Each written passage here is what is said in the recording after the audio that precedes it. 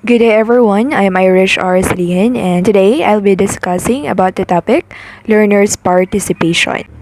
Learning objectives describe the learner's participation, discuss the factors that promote learners' participation, and explain the importance of learners' engagement.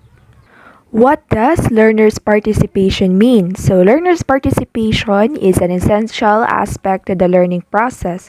So, this is very important na makita gid nimo na nag-participate ang mga students or ang isa ka learner because through this makabalo ka kung naa ba ni siya na-learn or nakuha gikan sa lessons nga natakal nimo. So, when learners are engaged in the class, they learn to express their views, opinions, and ideas that are understandable for others. So, they become confident to express their ideas. So when learners ask questions, they learn how to acquire information to enhance their understanding of a lesson.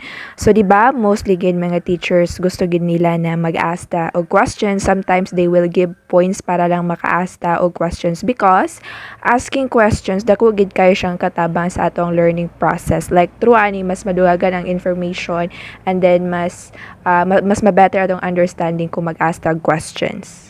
Next, learners' voice and participation. So, creating a learner-centered environment that values respect and diversity involves promoting participation and gaining learners' input about their learning process and school life as a whole.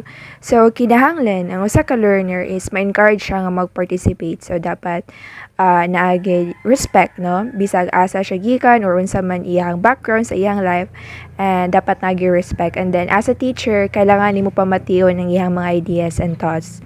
Every learner has the right to express his or her views, needs, and entitlement to influence the service that affect him or her. Lewis and Porter, 2004. Feedback from the learners do not only change the creation of the school's developmental plan, but also allows them to be partnered with the whole educational experience. So, feedback from the learners are the case to improving the teaching skills of the teachers. Tetler et al. 2010 posited that for the learners to be engaged and eventually develop autonomy, they must be involved in the teaching, planning, and evaluating process. So it is extremely important to analyze how and what students should learn in class or out of class or outside the class, whether independently or with others.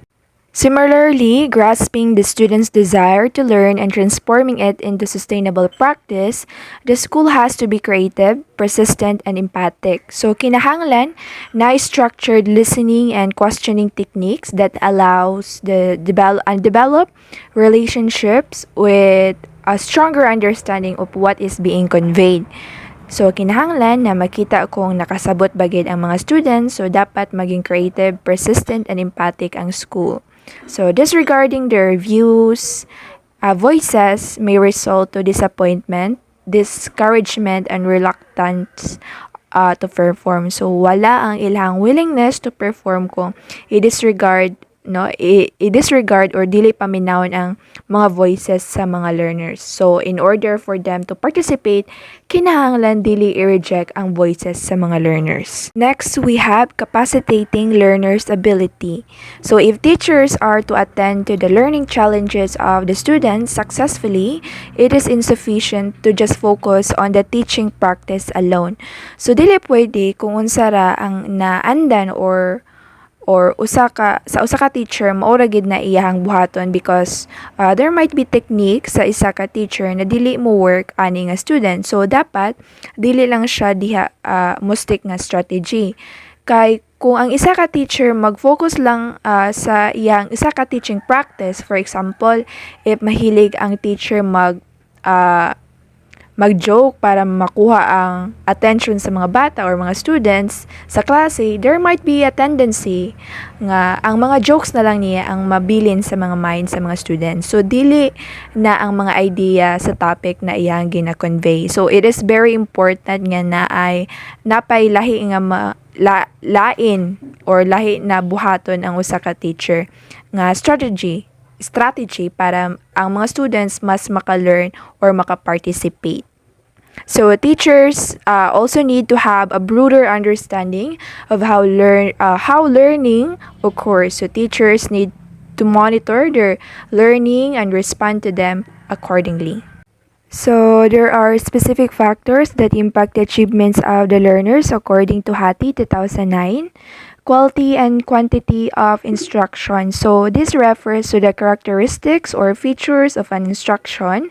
So, unsay characteristics ana nga mga instruction and disposition. Next, we have disposition. So, very important kana ay arrangement or order or organization sa isa ka palibot sa usa ka student. Next, we have class environment. So, basin overcrowded kaayo, inappropriate ang temperature, so maoy makawala sa gana sa isa ka students or isa ka learner para mag-participate. Next, we have level of challenge. Kung unsa ka challenging ba ang ginahatag sa isa ka teacher nga activity sa isa ka topic.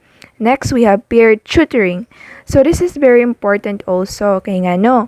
For example, ginapair sa mga teachers ang mga students nga higher performing sa mga lower performing students in order for them to both understand the lesson.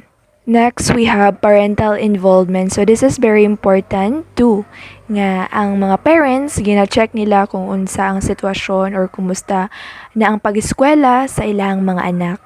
Kung na ba sila makatabang silang mga anak, mutabang sila, or dapat mutabang gid sila because they are the guardians. So, dapat tabangan gid nila ang ilang mga anak. And next, we have cognitive ability. So, mental ability to reason and to plan or solve problems. And next, we have home. So, this is very important. So, this is extremely important na important aspect gyud na kinahanglan tagaan gyud og attention because if ang usa ka students is bothered ang iyahang mind kay naay problema sa balay, affected pod ang iyang participation sa klase. So, kinahanglan gid nga nabantayan pod ni siya. So, that's all the factors that impact the achievements of the learners according to Hattie. The last point to be discussed, personalized learning, is an educational approach that revolves around the optimization of each learner's needs and learning styles. So, approach or kanang strategy na kinahanglan buhaton or needed aron sa pag-participate sa mga students. So, in terms of learning and achievement, researchers show that one of the most effective ways of enhancing attainment is by facilitating learners to become reflective and independent, by Hattie 2009. So, students or learners must be given the opportunity nga magtrabaho or maka-learn sila sa ilahang own na dili magsalig sa uban kay para makita kung nabagid sila natun-an. So, that would be all for my report about learners' participation. And I hope you've learned something. Thank you. Once again, I'm Irish R. Salihan, your reporter.